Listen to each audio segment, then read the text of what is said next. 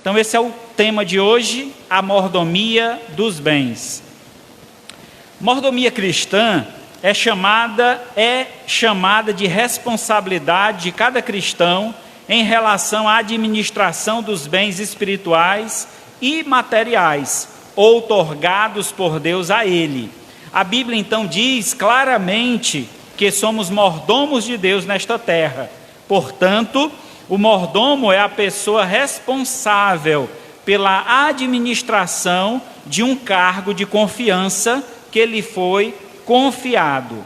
A mordomia dos bens materiais é um dever cristão que está diretamente ligado às nossas atitudes com relação ao dinheiro e tudo o que o dinheiro pode proporcionar. Queria convidar você nesta noite a abrir sua Bíblia em Mateus, capítulo 25. Mateus, capítulo 25.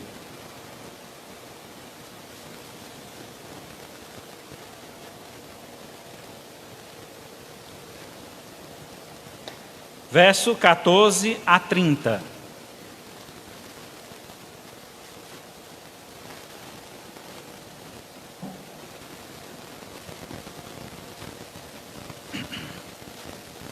Mateus 25, 14 a 30, a parábola dos talentos.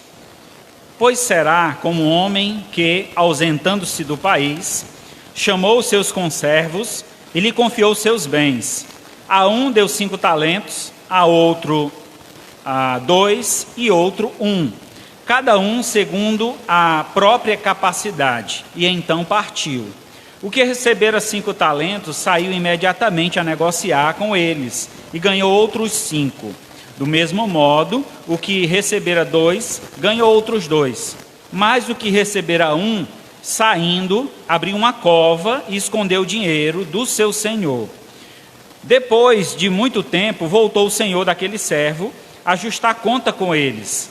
Então, aproximando-se, o que recebera 5 talentos, entregou outros 5, dizendo: Senhor, confiaste-me 5 talentos, eis aqui outros 5 talentos que ganhei. Disse o Senhor: muito bem, servo bom e fiel. Foste fiel no pouco, sobre o muito te colocarei, entra no gozo do teu Senhor. E aproximando-se também, o que recebera 2 talentos, disse: Senhor, 2 talentos me confiaste, aqui tem outros 2 que ganhei. Disse-lhe o Senhor: muito bem, servo bom e fiel. Foste fiel no pouco, sobre o muito te colocarei, entra no gozo do teu Senhor. Chegando por fim o que recebera 1 talento, disse o Senhor: Senhor, sabendo que és homem severo, que ceifas aonde não semeaste e ajuntas onde não espalhaste, receoso escondi na terra o teu talento. Aqui tens o que é teu. Respondeu, porém, o Senhor: servo mau e negligente, sabias que ceifo onde não semeio e ajunto onde eu não espalhei? Cumpria, portanto, que entregaste o meu dinheiro aos banqueiros, e eu, ao voltar, receberia com juros o que é meu. Tirai-lhe, pois, o talento e dai-lhe ao que tem 10, porque a todos os que tem se lhe dará, e terá em abundância, mas o que não tem, até o que tem lhe será tirado. Servo inútil, lança-o para fora, nas trevas, ali haverá choro e ranger de dentes. Oremos ao Senhor. Maravilhoso Deus, Pai de infinita bondade, louvamos o teu nome, ó Pai, porque o Senhor é bom em todo o tempo. O Senhor é um Deus generoso, gracioso, e derrama as tuas bênçãos sobre nossas vidas. O teu cuidado, ó Pai, é constante, no qual o Senhor não tem deixado faltar bem algum sobre nossas vidas. E assim nós te louvamos, ó Pai, por grandes bênçãos que o Senhor tem nos concedido. Mas rogamos, intercedemos nesta noite, ó Pai, pela palavra que será anunciada, pregada, que venha, Senhor, ao encontro de nossos corações, transformando nossas vidas. Tenhamos, ó Pai, um coração quebrantado, uma disposição maior para fazer justamente o que é do teu agrado, conforme a tua vontade.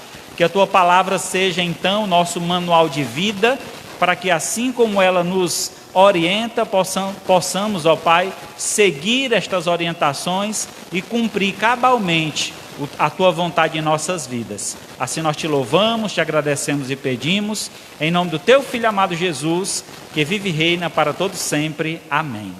Temos um texto, irmãos, que ele está inserido no contexto da volta de Cristo. Então, o texto, num contexto geral, está se referindo diretamente ao dia que Jesus virá e nós iremos prestar contas com Deus. A pergunta é, de tudo que Deus tem nos concedido, seja a vida, seja os recursos financeiros, seja a capacidade intelectual, seja a nossa profissão que temos desenvolvido, de tudo que Deus tem nos concedido, o que nós teremos a oferecer a Deus em gratidão por tudo que Ele fez por nós. Quer dizer, no dia que chegarmos diante de Deus, o que temos a oferecer a Deus? Será que quando chegarmos diante de Deus, faremos como o homem que recebeu um talento e diremos ao Senhor: Senhor, eis aqui a minha vida, foi o que tu me deu, eu estou devolvendo. Mas a vida, irmãos, é para ser vivida, e vivida de forma que nós possamos trazer ao Senhor honras e glórias. Isso quer dizer que devemos multiplicar a vida, a alegria de viver, a satisfação de podermos servir ao Senhor.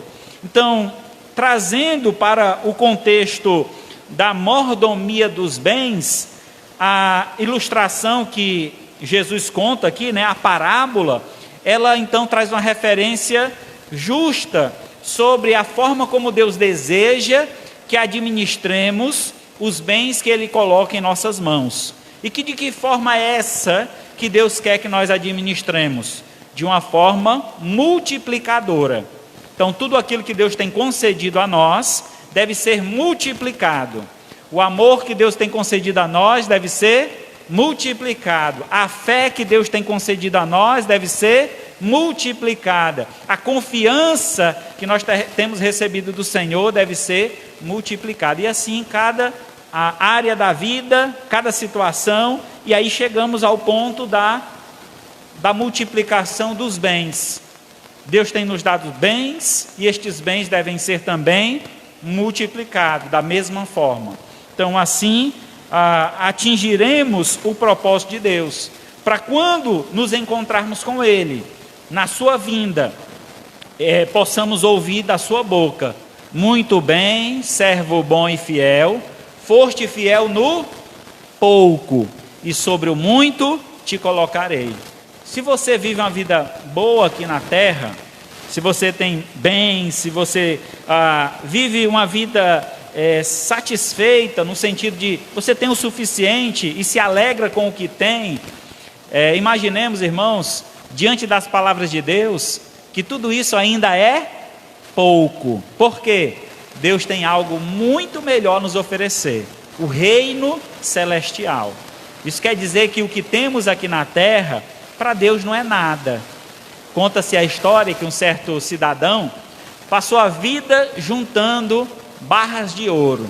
Ele trabalhava, tudo que ele conquistava, ele mandava derreter ouro e fazer barras, e juntou essas barras de ouro. E um dia ele partiu daqui para a eternidade. Chegando diante do reino de Deus, diante dos céus, a porta se abriu e um anjo estava à porta para recebê-lo, e então perguntou: o que tu trazes da terra para aqui? E ele então disse: eu passei a minha vida toda juntando tesouros lá na terra, e eu trouxe todos os meus tesouros para cá. E aí, puxando um saco pesado, o anjo pediu que ele abrisse o saco. Quando ele abriu a boca daquele saco, tinha várias barras de ouro, e o anjo começou a achar graça. O que foi, anjo? Ele se assustou. Por que tu estás rindo de mim? Ele disse: tu passou a tua vida toda juntando isso aí, Veja só o que é isso aí aqui no céu. Quando ele abriu as portas, eram os tijolos do chão, o piso. O calçamento do céu é feito de barras de ouro. Então a Bíblia afirma que os céus, as ruas são de ouro. E aquele homem passou a vida inteira perdendo o tempo dele, juntando pedra. E aí, o que é que nós temos investido a nossa vida? Como temos administrado aquilo que Deus tem nos dado? Então é importante que tenhamos bem convicto como administrar os bens que Deus nos dá. E aí eu quero trazer essa aula de administração para vocês hoje, de uma forma bem básica, e vou procurar ser bem dinâmico aqui para vocês. Então, primeiramente, quais os fundamentos dessa administração? Quais fundamentos nós temos para fazer uma boa administração que glorifique o nome do Senhor com aquilo que Deus tem nos dado? Primeiramente, devemos entender a dignidade da arrecadação, quer dizer, a honra do trabalho. Todo trabalho dignifica o homem, traz dignidade ao homem. Não devemos ter vergonha de exercer trabalho algum. Não devemos ter vergonha de fazer nenhuma atividade que nos traga remuneração. Antes, devemos estar satisfeitos, trabalhar com alegria, agradecer ao Senhor por aquilo que Deus tem nos dado. Pior, irmãos, é estar em casa sem trabalho, a barriga roncando, com fome, e você não ter com que se alimentar. Ter que pedir, mendigar. É muito triste observarmos pessoas na rua mendigando, quando muitos deles recebem, nem que seja uma ajuda do governo, e poderiam pegar esse dinheiro e dobrá-lo, fazendo uma venda, multiplicando esses recursos. Então, a dignidade está no trabalho. Salmo 128, 2. Do trabalho de tuas mãos comerás, feliz será e tudo te irá bem.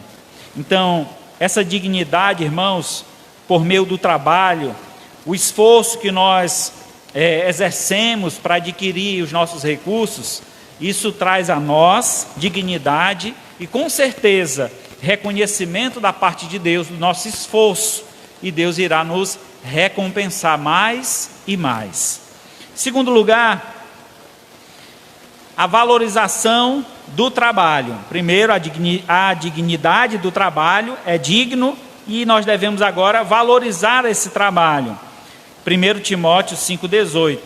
Pois a Escritura declara: não amordaceis o boi quando pisa o trigo, e ainda o trabalhador é digno do seu salário.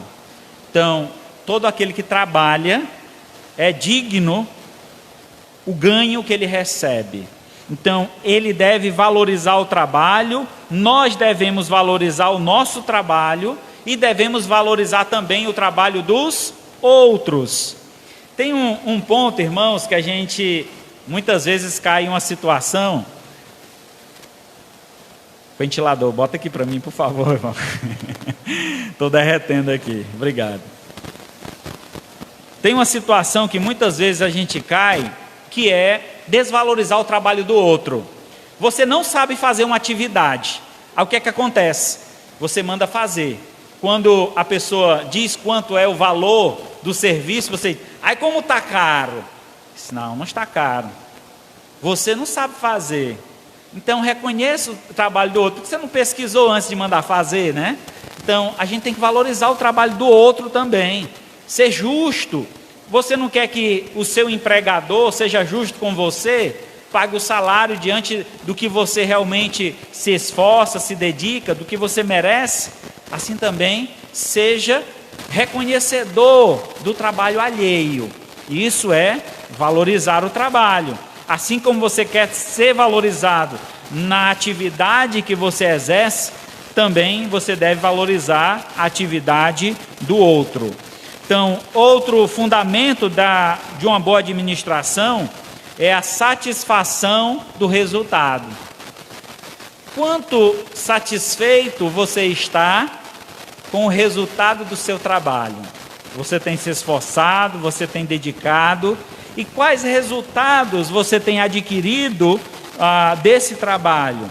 1 Timóteo 6,8: tendo o sustento e com que nos vestir, estejamos contentes. O contentamento do resultado do nosso trabalho, daquilo que Deus tem nos concedido. Vivemos em um período, irmãos, que a falta de contentamento é muito grande entre o povo. Diz no ditado popular que a medida do ter nunca enche. A pessoa sempre quer mais. Eu recebo tanto, mas se eu recebesse o dobro disso aqui seria melhor. É claro que seria melhor, mas a questão é possível? No mercado de trabalho, é isso que está sendo pago para as demais pessoas?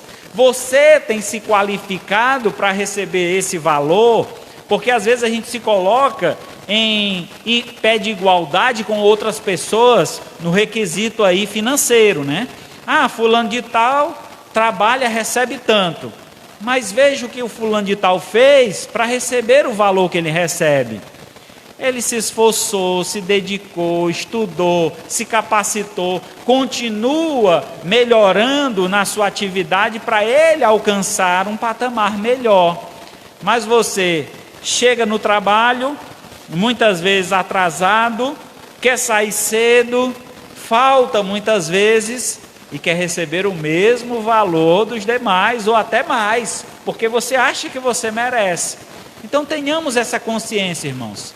Nós vamos colher na proporção que nós plantamos.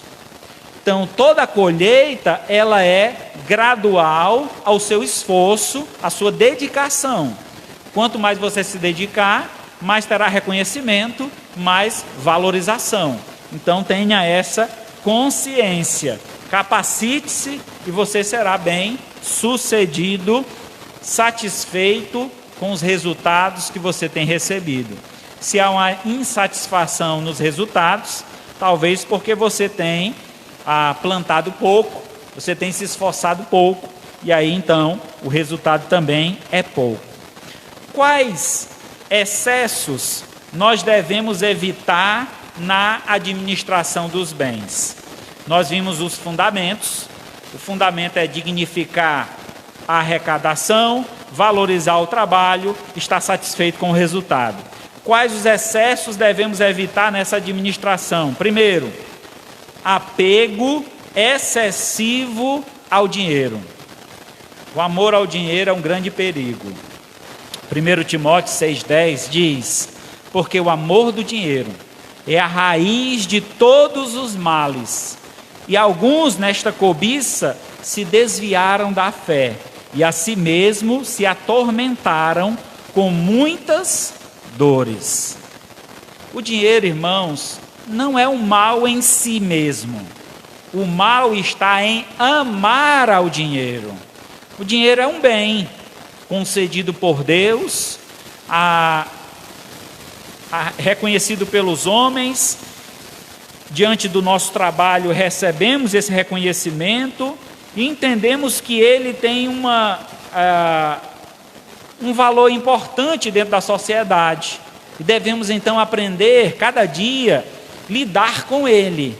Ele não é nosso inimigo, o dinheiro não é nosso inimigo. Ele deve trabalhar junto com a gente. Ele deve fazer com que as tuas rendas aumentem. Então, saber administrar os recursos vão te ajudar a fazer o dinheiro trabalhar para você, e não você trabalhar pelo dinheiro. Quem trabalha pelo dinheiro, irmão, se escraviza e começa a se tornar um escravo ou um amante do dinheiro. Tudo que ele faz é por dinheiro. E aí isso começa bem cedo. Às vezes quando criança, quando a mãe diz assim: filha, vai ali lavar os pratos, só se a senhora me der 10 reais para me tomar um açaí. É assim que você está fazendo em casa? Cuidado. Veja tudo que a sua mãe tem feito por você. Ir lá, se esforçar, fazer uma atividade dentro do lar, vai trazer satisfação à sua mãe, ao seu pai. E consequentemente, quando você necessitar e pedir: pai, mãe, me dá aí 10 reais para eu comer um açaí, Eles vão dar com alegria, porque todas as vezes que necessita de você e lhe pede ajuda, você se dispõe a fazer. Você não é uma pessoa insatisfeita, que faz reclamando, que está ali todo o tempo falando, porque não recebe dinheiro para fazer nada. Quantas atividades sua mãe tem feito no lar e não cobra nada de você? Quantos anos você vive na dependência dos seus pais e eles não cobram nada disso de você? E aí muitas vezes quando vai fazer uma coisinha ou outra, quer cobrar do pai e da mãe. Então não faça isso. Você está nutrindo um sentimento que futuramente se tornará em uma prática terrível, que é um amante do dinheiro. Só faz tudo por dinheiro. E aí é um grande perigo para a vida, aquele que tem um apego excessivo ao dinheiro. O amor ao dinheiro é que é a raiz de todos os males. E por amar o dinheiro, muitos se desviam até da fé, quanto mais das outras pessoas. Então tenhamos esse cuidado, meus amados irmãos, quanto à questão financeira. O cuidado para não estar amando o dinheiro mais do que as pessoas. O dinheiro é para se usar e as pessoas é para se amar. Quando amamos as pessoas, o dinheiro nos serve para então ajudar uns aos outros, e não o inverso disso. Outro apego que devemos tomar cuidado, irmãos, é o apego excessivo à vaidade. Eita, esse aqui é um apego que temos vivido, constantemente, porque estamos vivendo em um século onde as pessoas amam a si mesmo exageradamente, e a vaidade se estende não só ao corpo, mas também a tudo que está inserido ao seu redor. Isaías 55:2 diz: por que gastais o dinheiro naquilo que não é pão, e o vosso suor naquilo que não satisfaz? Ouve-me atentamente, comei o que é bom, e vos deleitais nos finos manjares. Irmãos, a maior satisfação de um trabalhador deve ser poder comer bem, se alimentar bem. Comer bem não quer dizer comer em grandes quantidades. Algumas vezes a gente tem esse pensamento, eu lembro muito de um irmão que dizia que o sonho dele era comer um pão inteiro, aquele pão bengala, aquele pão grande. Porque quando criança, lá em casa, eu vou confessar, meu irmão, quando criança lá em casa eram 5 filhos. Minha mãe colocava a mão em cima do pão e cortava assim, 4 dedos para cada, 4 dedos para cada. E ele ficava com o olho grande procurando qual pedaço que tinha um trisco maior, um trisquinho maior. Ele avançava nesse pedaço. E o sonho dele era comer um pão bengala todinho, sozinho. Ele disse que trabalhou, e o primeiro salário que ele recebeu, ele foi na padaria, comprou um pão, mandou passar manteiga lá na padaria mesmo. Passa manteiga aí no pão bem quentinho. Chiava dentro do pão a manteiga, derretendo. E ele comeu aquele pão todinho, satisfeito. Foi do suor do meu trabalho, do meu esforço, Então, tem gente que tem sonhos pequenos, Nem sempre os sonhos têm que ser tão grandes. Mas ele se satisfez com o alimento. E muitas vezes, irmãos, nós temos gasto nossos recursos com coisas que não nos satisfaz. Bugiganga. Enchemos as nossas gavetas, os nossos guarda-roupas de bugiganga. Porque eu achei bonita essa blusa, eu achei bonito esse tênis, esse cinto, e fui comprando, e comprando, e comprando, e comprando. Quando dá fé você nem usa. Muitas coisas estão lá guardadas, faz anos que você não sabe nem que existe lá no guarda-roupa. Coisa que tem até etiqueta. A minha cunhada faleceu, irmãos, e quando abriram o guarda-roupa dela, tinha um monte de roupa com etiqueta. Quem se satisfez foi as irmãs, que herdaram essa herança, A alegria delas em receber a herança. Mas, veja, ela perdeu a satisfação de se alegrar, Eu já tenho, por exemplo, alguém na minha família, minha mãe, se ela comprar uma roupa, ela não sossega enquanto não vestir, e de imediato.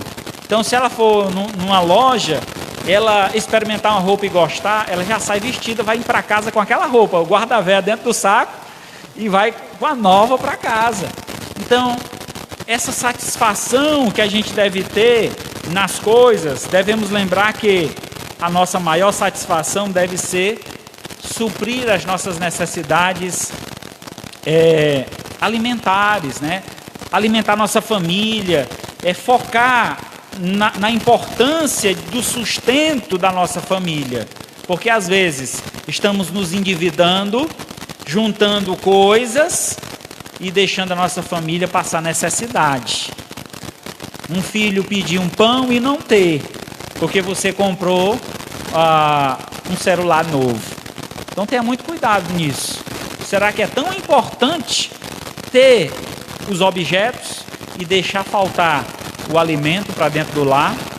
Quantas pessoas, e aí focando na área dos homens, né? Falei muito aqui das mulheres, né? Quantos homens investem seus recursos, muitas vezes sai do trabalho, aquele dinheiro suado, vai para um bar, vai para uma jogatina e perde os seus bens, os seus recursos e deixa a família passando necessidade. Então veja a importância e o cuidado que nós devemos ter. Que apego nós temos à vaidade. Tudo que fazemos para satisfazer a nossa vontade, quando na verdade Deus tem nos dado recursos, não apenas para satisfazer a nossa vontade, mas para o sustento do nosso lar, da nossa família. Então tenhamos este cuidado. Em terceiro lugar, apego excessivo à ostentação.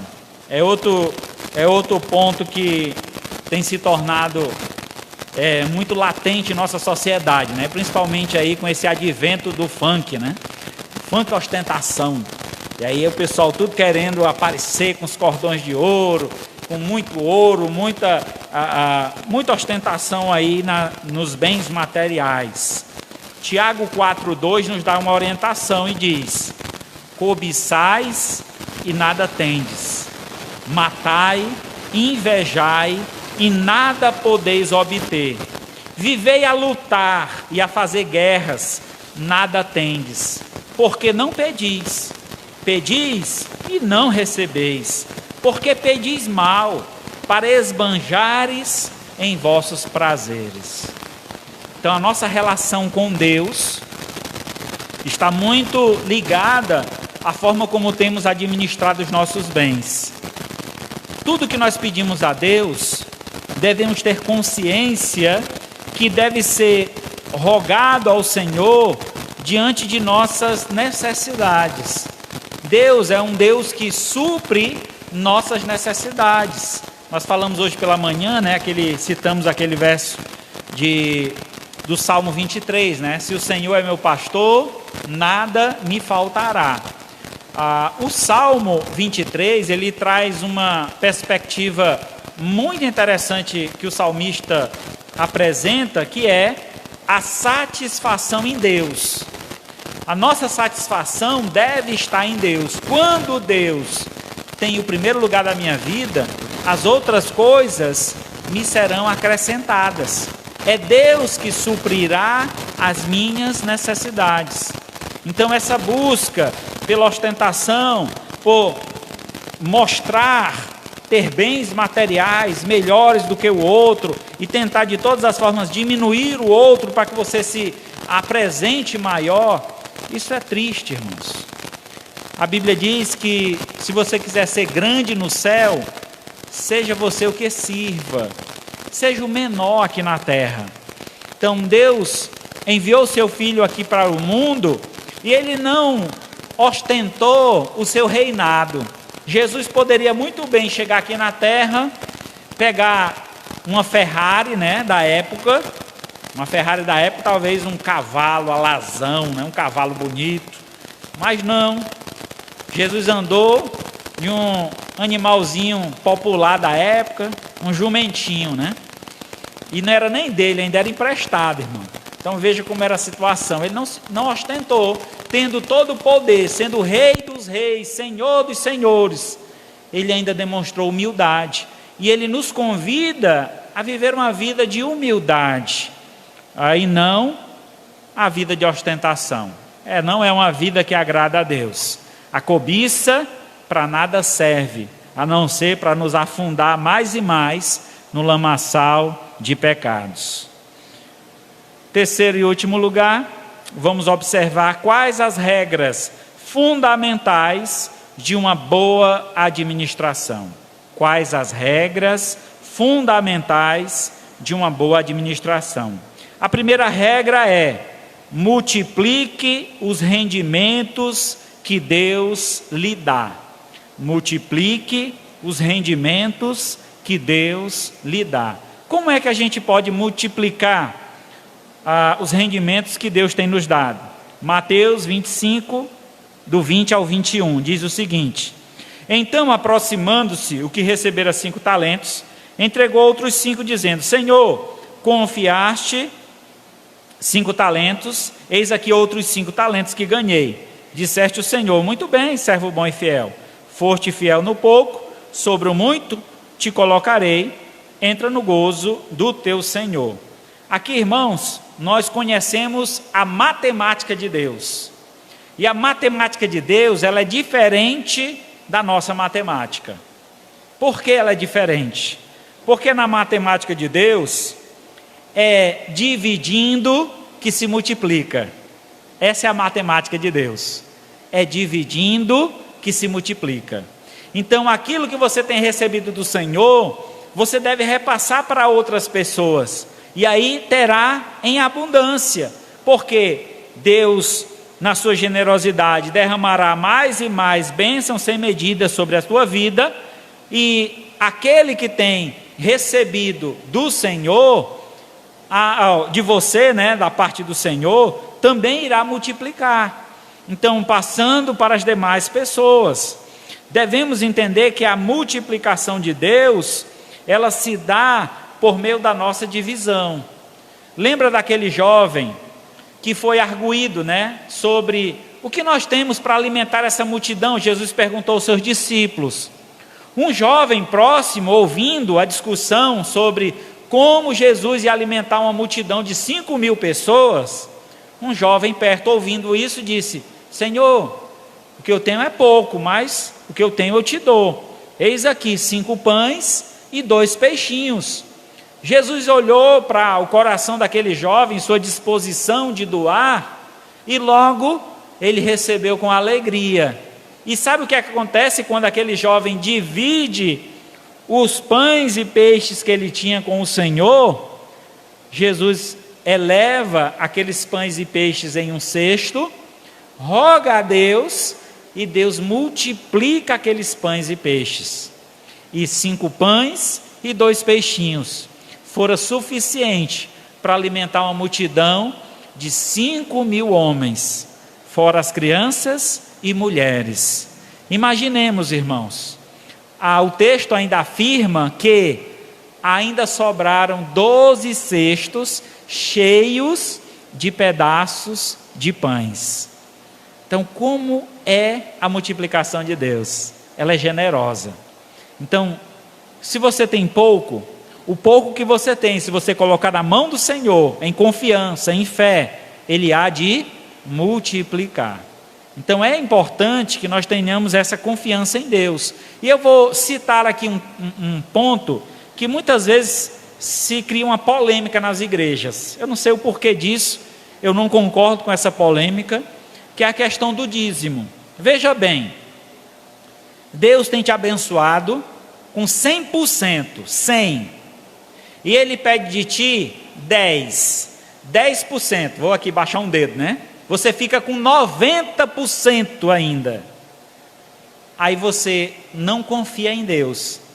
No Deus que te deu 100%, você não confia em devolver para Ele 10%, para que com aqueles 10% seja então retribuído ou redistribuído dentro do contexto de Deus, da casa de Deus, daqueles que passam necessidade, daqueles que precisam de ajuda.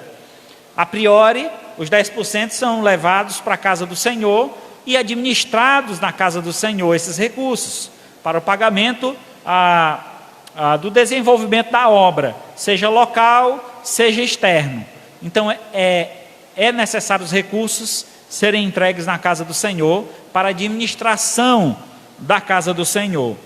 Entendemos então que, se eu retenho esses 10%, eu estou dizendo para Deus: Deus, eu confio nesses 10% e não confio em Ti. Porque você pode pensar, se eu der os 10%, vai faltar no final do mês. Quer dizer, a minha confiança está em quê? No dinheiro, e não em Deus. E eu devo confiar primeiramente em Deus, para que então este Deus que me deu 100%, que eu confiei nele, devolvi 10%, ele vai multiplicar os meus 90%, de tal forma que no final do mês ainda vai me sobrar, porque é assim que Deus faz. Se confiarmos no Senhor e abrirmos nossa mão e entregarmos diante do seu altar aquilo que pertence a Ele, Ele há de multiplicar os nossos bens.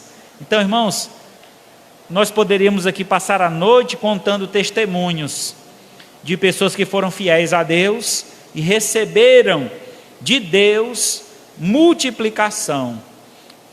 Vou citar um caso aqui de um irmão, trabalhava com frete, um carrinho, uma Kombi, trabalho sofrido, rapaz, você ganha pouquinho e às vezes ainda aparece alguns pedindo fiado, e ele então fazia disso, ele fazia os fretes e muitas vezes tinha que fazer corrida fiado, porque eram pessoas conhecidas e tudo, e ele confiava, acabava fazendo. E então no domingo à noite, ele abriu a carteira e tudo que tinha, ele fez os cálculos, era o dízimo do que ele tinha conseguido arrecadar durante aquele mês. Ele então tirou aquele valor, botou no envelope do dízimo. A mulher olhou para ele e disse: o que é que tu está fazendo, homem? Tu vai dar todo o teu dinheiro para a igreja? E amanhã? E os meninos? E o almoço de amanhã, como é que vai ser? Não tem nada. Ele disse: mulher, foi Deus quem me deu. Tu acha que Deus vai deixar faltar? A gente tem que confiar no Senhor, não é nisso aqui não. E ele então foi para a igreja, entregou o seu dízimo com alegria, e quando foi no outro dia, pela manhã, cedo, alguém bate no portão dele, ele ainda tirando a remela do olho, vai lá, abre o portão, diga. Ele disse: ô irmão, eu vim aqui vim deixar aqui o frete daquele dia que você fez para mim e eu não pude pagar, está aqui o dinheiro. Eu disse para você que viria no começo do mês, pois está aqui o dinheiro. E era, irmão, o dobro do que ele tinha dado, entregue, devolvido ao Senhor como dízimo. Então veja como Deus faz. É um caso que cada um de vocês certamente, se tem sido fiel ao Senhor, tem alguma história para contar. Um menino que adoeceu, não tinha dinheiro do remédio, e de uma forma sobrenatural, Deus abriu uma porta e concedeu o recurso. Então a gente poderia aqui contar várias histórias, mas tudo isso para provar e mostrar a vocês o cuidado de Deus, que quando a gente confia no Senhor e divide com Ele, entrega em suas mãos os recursos, devolvemos a parte que é do Senhor, os 10%, Ele há de multiplicar os nossos 90% e nada nos faltará. Invista os rendimentos no tesouro divino. Hoje, nos dias que estamos vivendo, tem muita gente aí investindo no tesouro direto, investindo nos valores do governo, me ajuda aí tesouro direto é no governo, você está investindo no governo do país.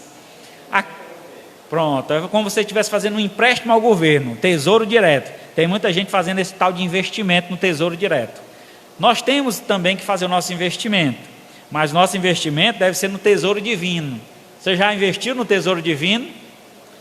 Veja só o que diz Mateus 6:19-21.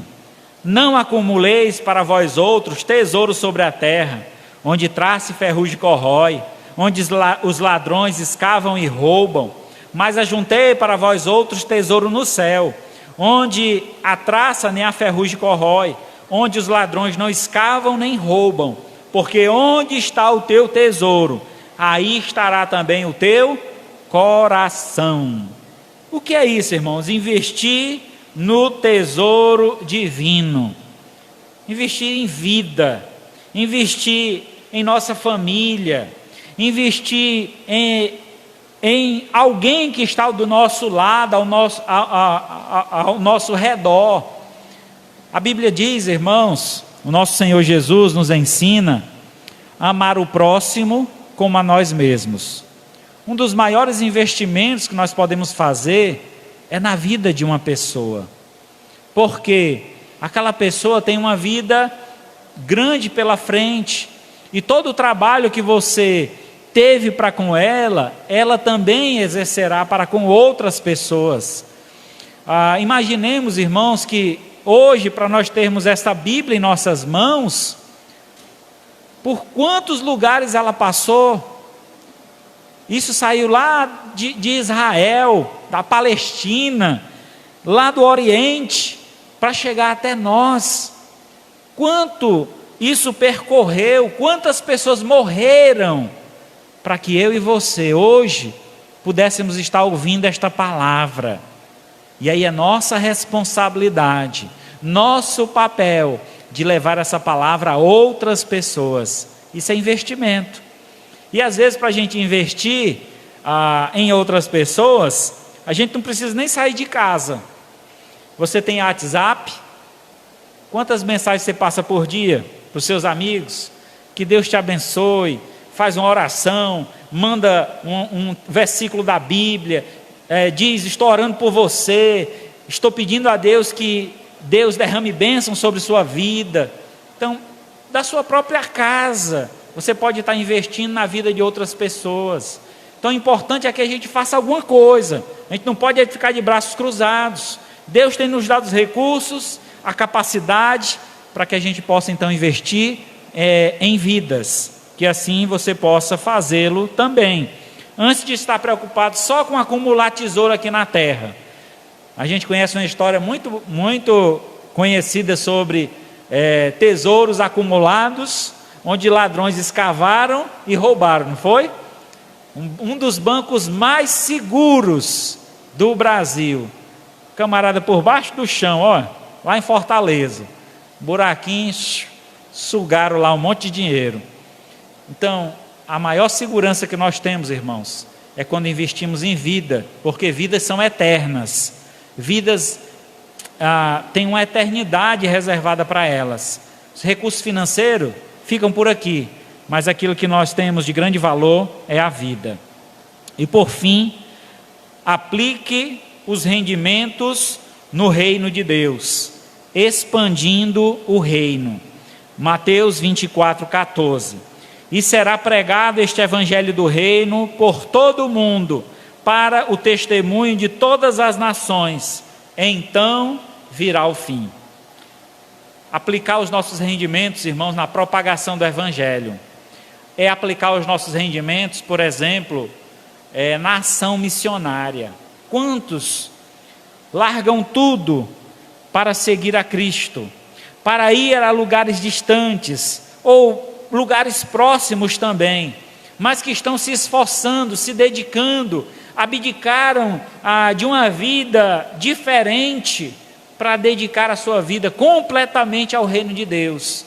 Irmãos, é lamentável quando abro minhas redes sociais e nos grupos que nós temos de pastores, de missionários, o apelo destes homens e mulheres que estão no mundo afora pregando o evangelho, deixaram familiares, deixaram empregos, para então viver da fé, viver para o serviço de Deus, 24 horas, e são pessoas que não têm um plano de saúde, são pessoas que não conseguem pagar o INSS, se adoecerem vão ficar prostrados, porque não tem quem sustente.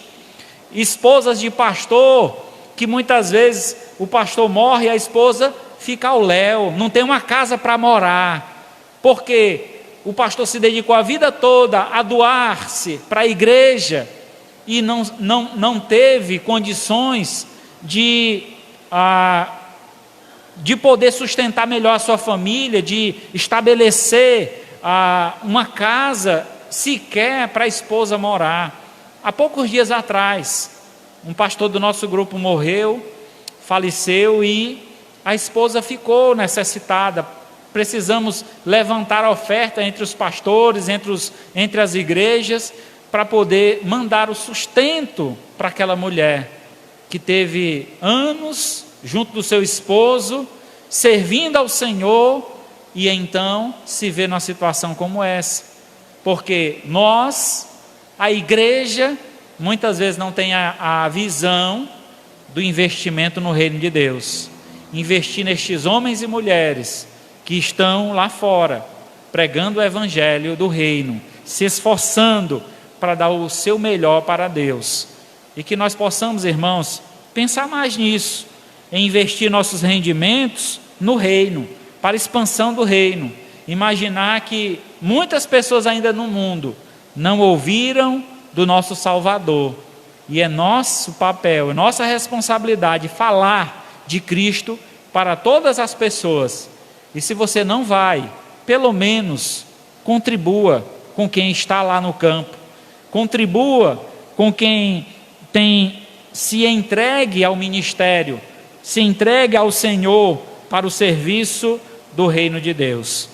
Então, este evangelho que deve ser pregado e anunciado, ele vai ser e será através dos nossos recursos, que nós possamos investir mais e mais no reino de Deus.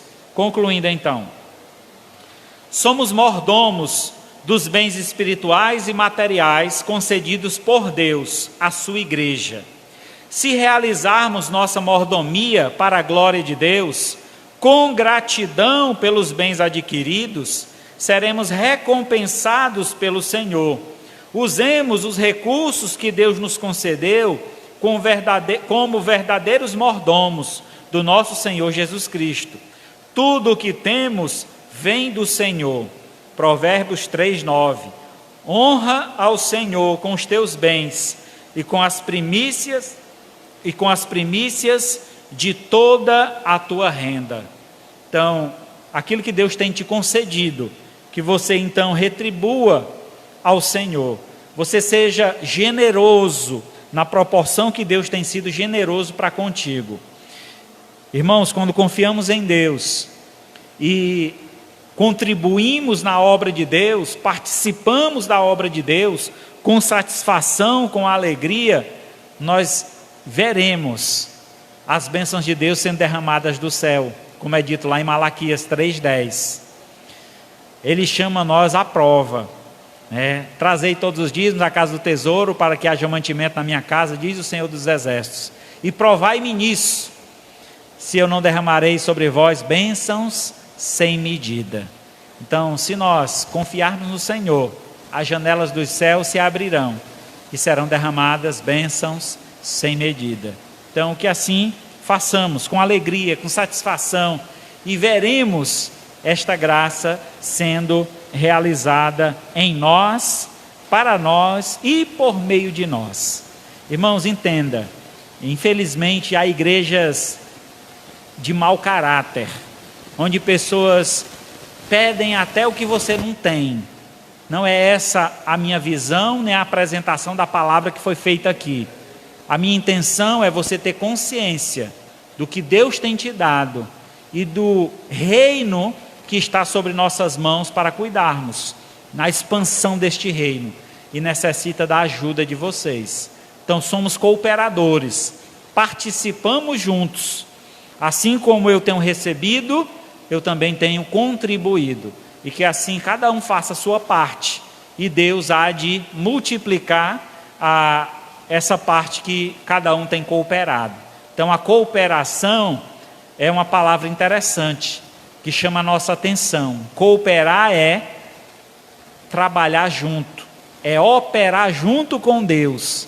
Então Deus nos chama a operar neste mundo, trazendo a sua graça, o seu amor, ajudando aqueles que estão saindo pelo mundo para pregar o Evangelho, E assim é nosso papel e nossa responsabilidade contribuir com o reino de Deus, assim como Deus já tem contribuído com a nossa vida. Amém? Graças a Deus por isso. Oremos. Maravilhoso Deus, Pai de infinita bondade, louvamos o Teu nome e Te agradecemos, Senhor, pelo Teu grande amor e favor sobre nossas vidas. Pedimos, ó Pai, que a cada dia tenhamos esta consciência da nossa responsabilidade para com o Teu reino, para que possamos contribuir com alegria, ó Pai, não por obrigação, não por pressão alguma, mas por livre e espontânea vontade. Sejamos voluntários para o Teu reino, estando sempre disponíveis e prontos a contribuir com nossas vidas, contribuir com os nossos recursos, contribuir com a nossa capacidade intelectual, contribuir com a nossa força, para que o Teu nome e o Teu reino seja propagado e anunciado por todo o mundo, para que todos saibam que só o Senhor é Deus, e assim possam se submeter ao Teu senhorio, entregando a vida em Tuas mãos. Eu peço que a igreja continue em oração. Eu gostaria de convidar, se alguém esta noite, ouvindo essa palavra, entende que precisa entregar a vida ao Senhor, confiar mais nele, ter plena convicção de que é Deus quem cuida de ti. Se você deseja ser cuidado por Deus e ser sustentado por Deus, e nesta noite você deseja entregar a sua vida nas mãos do Senhor, levante a sua mão para que eu possa orar por você. Alguém essa noite que gostaria de entregar a sua vida a Jesus? Levante a sua mão e eu estarei orando por você. Amém, graças a Deus, louvado seja Deus. Muito bem, mais alguém essa noite gostaria de fazer sua confissão de fé? Eu quero confiar no Senhor mais e mais, eu quero ter uma vida consagrada a Deus. Você pode, basta fazer um voto de fé e Deus contempla o teu coração e o teu desejo e há de te dar os recursos necessários para que você seja fiel até o fim. Alguém essa noite gostaria de confessar o nome de Jesus? Maravilhoso Deus, Pai de infinita bondade, diante da Tua presença eu entrego a minha vida, como também, Senhor, de cada um aqui presente. Em especial, ó Pai, eu te peço pela essa jovem senhora que entrega a vida em Tuas mãos. Não a conheço, não sei, ó Pai, qual a situação que ela se encontra, mas Tu sabe, ó Pai, tudo que ela precisa. Que nesse momento, ó Pai, o Senhor estenda a Tua mão poderosa sobre ela, lhes guardando, lhe protegendo, acampando os Teus anjos ao seu redor, livrando de todo o mal. E que a partir de hoje, ó Pai, ela tenha marcado este encontro com o Senhor. E saindo daqui, ó Pai, ela possa firmar um compromisso em estar na Tua presença, dia após dia, a crescer na fé, a buscar a Tua presença, Senhor. Te peço, ó Pai, vem derramar a Tua graça, ao Teu favor sobre cada um aqui presente. Eu te rogo, ó Pai, pelos nossos recursos financeiros. Estamos vivendo dias difíceis, nosso país de muita instabilidade financeira, muitas preocupações sobre o futuro, o que virá, mas queremos, ó Pai, nesse instante descansar em Ti, confiar, ó Pai, que o Senhor é que é o nosso sustento, é o Senhor quem nos alimenta e que nada há de nos faltar, se assim confiarmos e formos fiéis a Ti. Que esta igreja, Senhor, seja a cada dia mais e mais fiel ao Senhor, contribuindo para com a Tua obra, participando do Teu reino, colocando as suas vidas à disposição do Teu trabalho, do Teu reino, ó Pai, para que o Teu nome seja honrado e glorificado. Assim eu te agradeço, ó Pai, em nome de Jesus, Teu Filho amado, que vive e reina para todo sempre. Amém. Graças a Deus.